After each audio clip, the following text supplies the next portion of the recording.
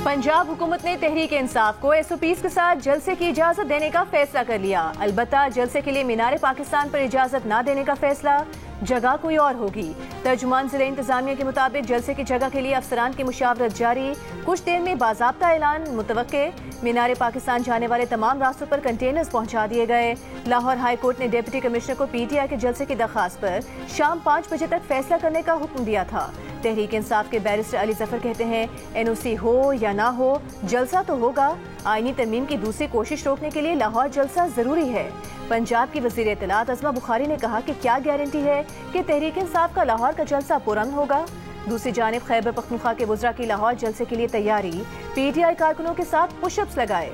सूबाई वजीर मीना खान का कहना है कि CM हाउस में इजलास में फैसला किया गया कि रास्ता रोका गया तो हर किस्म के हालात के लिए तैयार हैं।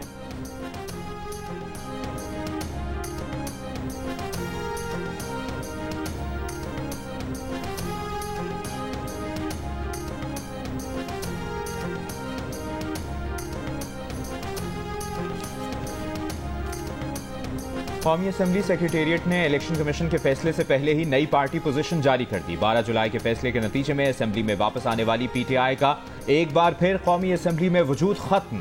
नई पार्टी पोजीशन के 80 अपोजिशन अरकान को सुन्नी इत्तेहाद काउंसिल का रुकन जाहिर किया गया है, जबकि 8 अपोजिशन अरकान को PTI का हिमायत याफ्ता आजाद रुकन करार दिया गया है। दीगर जमातों में मुस्लिम लीग नून की 110, पीपल्स पार्टी की 69, MKM की 22, खाफ लीग की 5 और IPP की 4 नशिस्तें हैं। मुस्लिम लीग ज़िया, BAP और नेशनल पार्टी की एक नशिस्त के साथ हुक्मरान इत्तेहाद की 213 नशिस्तें बनती हैं, जबकि अलहदा रखी 20 नशिस्तें ताहाल कौमी असम्बली सेक्रेटेरिएट ने किसी को अलॉट नहीं की हैं। कौमी असम्बली सेक्रेटेरिएट ने यह party position speaker Ayaz Sadiq के इलेक्शन कमीशन को खत लिखने से एक दिन पहले अपडेट की थी।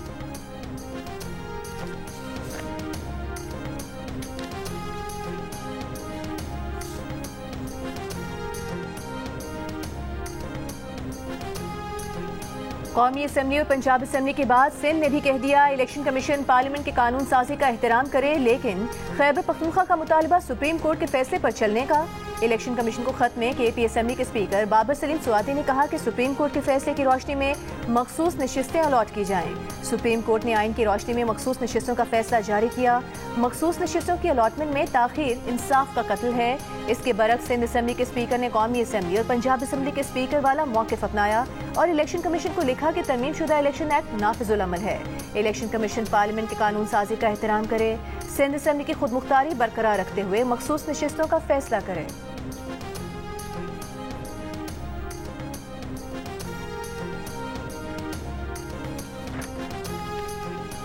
Supreme court practice and procedure act में ऑर्डिनेंस के जरिए तरमीम, बेंच तश्कील देने वाली जजेस कमेटी की तश्कील नौ कर दी गई। तरमीमी ऑर्डिनेंस के मुताबिक चीफ जस्टिस की सरबराही में कायम 3 रुकनी कमेटी का दूसरा रुकन सीनियर तरीन जज होगा, जबकि तीसरा रुकन चीफ जस्टिस नामजद करेंगे। समाज से कबल मफाद आमा की वजूहात देना होंगी। एक्ट में की गई एक और तरमीम के मुताबिक जो मुकदमात पहले दायर होंगे उन्हें पहले सुना जाएगा। अगर कोई अदालती बेंच अपनी टर्न के बरखिलाफ केस सुनेगा तो वजूहात देना होंगी।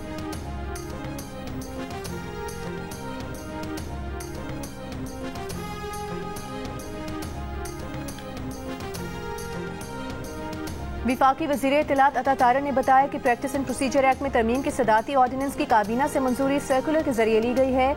अब ये नहीं होगा कि जो केस बाद में आए वो पहले सुना जाए। 63A की तशरीह से मुतालिक फैसले पर नजरसानी की दरख्वास्त अब तक नहीं सुनी गई। इस ऑर्डिनेंस के बाद ये नहीं हो सकेगा कि बाद में आने वाला केस पहले सुन लिया जाए।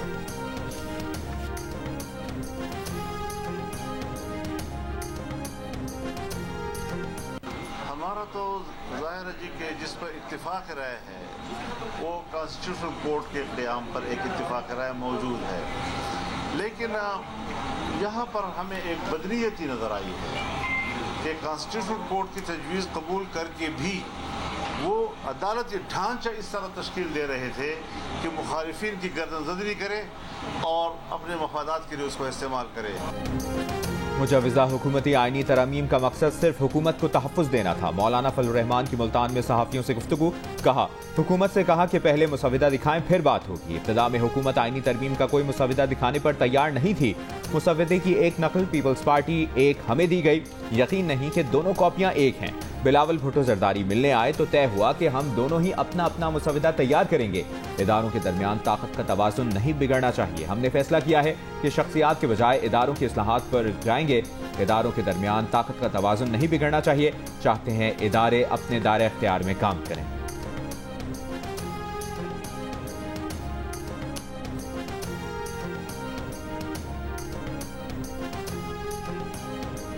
वज़ीर आज़म शहबाज शरीफ की FBI के इन्फोर्समेंट निज़ाम को मज़ीद फ़ाल बनाने की हिकमत अमली तरतीब देने की हिदायत। फेडरल बोर्ड ऑफ रेवेन्यू के उमूर से मुतालिक इजलास में कहा कि अच्छे टैक्स दहिंदगान से मुशावरत की जाए और तजावीज़ ली जाएँ। महसूलात में बेहतरी से अवाम को सर्विसेज की फराहमी और सोशल सेक्टर में बेहतरी आएगी। निजी शोबे का फ़रोग़ हुकूमती तरजीहात में शामिल है। फ़ाल और खुशहाल निजी शोबा मुल्क की मईशत के लिए इंतहाई ज़रूरी है। वज़ीर आज़म की FBI के तमाम मनसूबों का थर्ड पार्टी ऑडिट कराने की ताकीद। स्मगलिंग की रोकथाम के लिए इक़दाम तेज़ करने की हिदायत।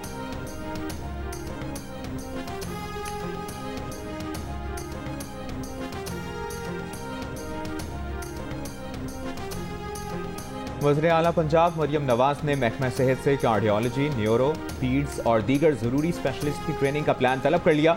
ज़िले अस्पतालों में स्पेशलिस्ट डॉक्टर्स की कमी पूरा करने का हदफ मुकर्रर।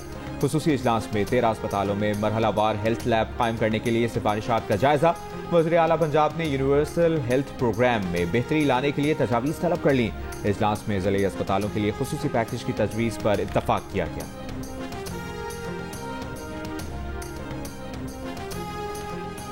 शुमाली और जनूबी वज़ीरिस्तान में सिक्योरिटी फोर्सेस की कार्रवाइयों में 12 खारिजी दहशतगर्द हलाक। ISPR के मुताबिक 19 सितंबर को पाक अफगान सरहद से दहशतगर्दों ने पाकिस्तान में दरअंदाजी की कोशिश की। सिक्योरिटी फोर्सेस ने 7 खारिजी दहशतगर्दों को हलाक कर दिया। एक और वाक़ये में दहशतगर्दों के ग्रुप ने जनूबी वज़ीरिस्तान के इलाके लधा में सिक्योरिटी फोर्सेस की चेक पोस्ट पर हमला किया। मुकाबले में 5 दहशतगर्द हलाक हुए। शदीद फायरिंग के तबादले में 6 बहादुर जवान शहीद हुए। वज़ीर दाखिला मोहसिन नकवी का सिक्योरिटी फोर्सेस को खिराज तहसीन। कहा, फोर्सेस के 6 जवानों ने जान निछावर करके दहशतगर्दों को इबरतनाक अंजाम तक पहुंचाया।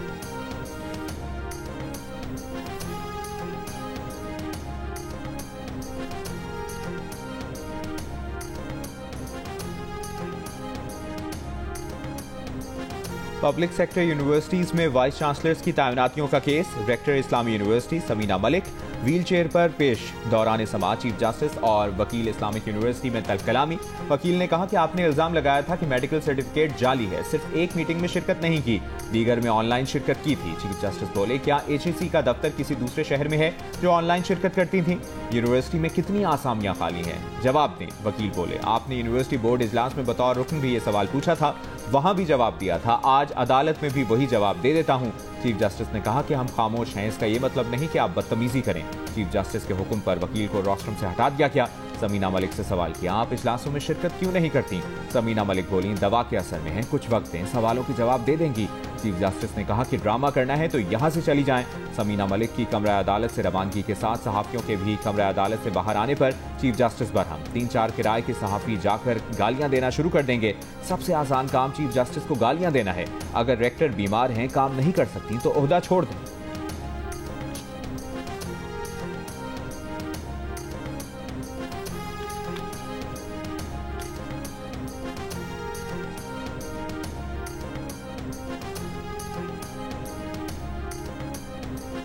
शहरियों को हब से बेजा में रखने के इल्जाम पर chief justice Islamabad high court police पर बरहम। जस्टिस आमिर फारूक ने रिमार्क्स दिए कि क्या ये इत्तेफाक है कि बाजियाबी की दरखास्त आने के बाद मुकदमा भी हो गया और रिमांड भी। पुलिस ने खुद को बचाने के लिए कागजी कार्रवाई पूरी की। इत्तेफाकात पर यकीन नहीं रखता, वो इस केस में मुलविस पुलिस अफसरान को नहीं छोड़ेंगे। ये अदलिया और पुलिस सबकी बदनामी है। इस पर IG इस्लामाबाद ने कहा कि वो खुद ये मामला देखेंगे और तहकीकाती कमेटी तश्कील देंगे। चीफ जस्टिस आमिर फारूक ने कहा कि पुलिस जमीनों पर कब्जे और खरीदो फरोख्त में मुलविस है। एक SP 2500 कनाल जमीन लेता है और सब उसको बचाने में लग जाते हैं। ये सारा कुछ कहाँ से आ रहा है? ये चीजें क्यों हो रही हैं? SP, DSP और SHO लेवल का बंदा हजारों कनाल जमीन खरीद रहा है। ये पैसा कहाँ से आता है? वो तो मैजिस्ट्रेट के खिलाफ भी लिखेंगे कि क्या मवाद मौजूद था कि उसने रिमांड दे दिया। मैजिस्ट्रेट रोजाना बगैर सोचे समझे रिमांड दे देते हैं।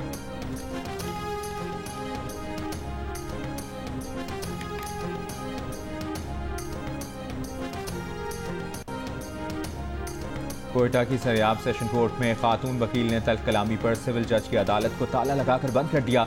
ताला लगाते हुए वीडियो वायरल हो गई। सदर कोएटा बार का कहना है कि सिविल जज और वकील के दरमियान तल कलामी का मामला रफा दफा करा दिया है। मुतल्लिका सिविल जज और खातून वकील की जानिब से कोई कार्रवाई नहीं की जा रही।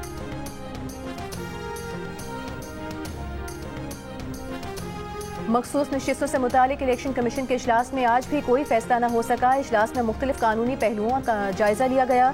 ज़राए के मुताबिक इलेक्शन कमीशन का मखसूस नशिस्तों से मुतालिक इजलास पीर को दोबारा होगा।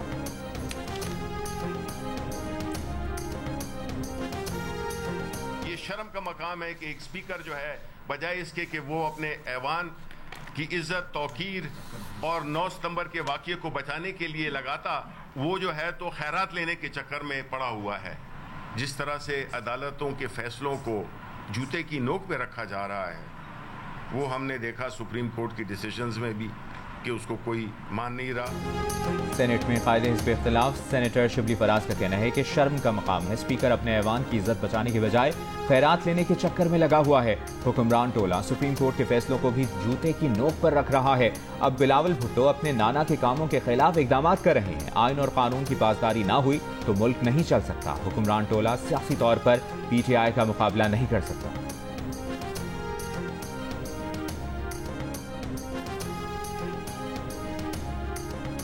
पंजाब में election tribunal case supreme court में समाअत के लिए मुकर्रर कर दिया गया। समाअत 24 सितंबर को होगी। चीफ जस्टिस काजी फाइज ईसा की सरबराही में 5 रुकनी बेंच समाअत करेगा।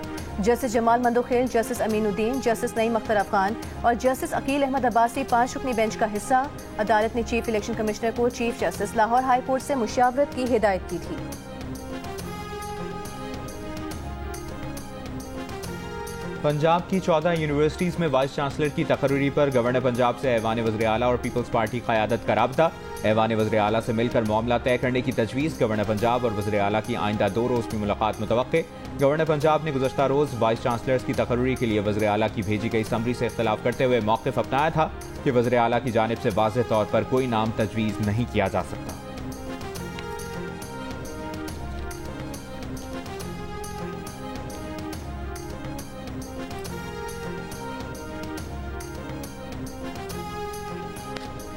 IPP से मुतालिक अवाम को जल्द खुशखबरी देंगे। पावर सेक्टर में यकमुश्त कोई बड़ा रिलीफ मुमकिन नहीं। कोशिश है मरहलावार बिजली की कीमत नीचे आए। वज़ीर तवानाई उवैस लग़ारी की सेनेट की कायमा कमेटी पावर के इजलास में गुफ्तगू।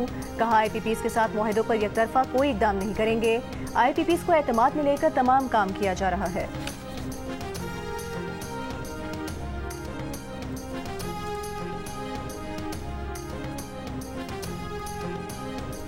लबनान से शिमाली इसराइल पर 130 रॉकेट फायर। इसराइली फौज के मुताबिक रॉकेट मकबूजा गोलान की पट्टी के इलाकों की जानिब दागे गए। इसराइली मीडिया का कहना है कि रॉकेट हमलों से कई मकामात पर आग लग गई। इसराइली दिफाई निज़ाम ने दर्जनों रॉकेटों को फजा में तबाह कर दिया। इससे पहले मवासलाती आलात से धमाकों के बाद इसराइल ने जनूबी लबनान के इलाकों पर हमले किए थे। हिजबुल्लाह के सरबराह हसन नसरुल्लाह ने कहा था कि हिजबुल्लाह इंतकाम लेगी और गजा की हिमायत भी जारी रहेगी। अमरीका के सदर जो बाइडन का कहना है कि इसराइल और हिजबुल्लाह कशीदगी का सिफारती हल ही बेहतरीन रास्ता है।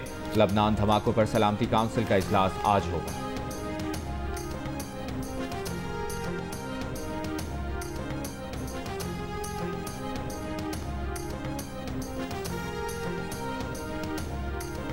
चीन सिंध और पंजाब में बैनुल अक़वामी मयार के टेक्सटाइल पार्क्स कायम करेगा। वज़ीर आज़म शहबाज शरीफ से चीनी ग्रुप के 9 रुकनी वफ़द की मुलाकात। वज़ीर आज़म ने कहा चीन पाकिस्तान का ऐसा दोस्त है जो हर मुश्किल वक्त में पाकिस्तान के साथ खड़ा रहा है। चीन और पाकिस्तान के दरमियान माशी ताल्लुकात हर गुजरते दिन के साथ मजीद मजबूत हो रहे हैं। रूई ग्रुप सीपे के तहत साहिवाल कोल पावर प्लांट का वलीन सरमायाकार था। चेयरमैन चीनी ग्रुप ने कहा कि सरमायाकार नहीं पाकिस्तान के दोस्त की हैसियत से आए हैं। पाक से पहले मरहले में $2 अरब, दूसरे मरहले में $5 अरब की बरामदात मुतवक्के हैं। टेक्सटाइल पार्क्स का संग बुनियाद इस साल के आखिर में रखा जाएगा।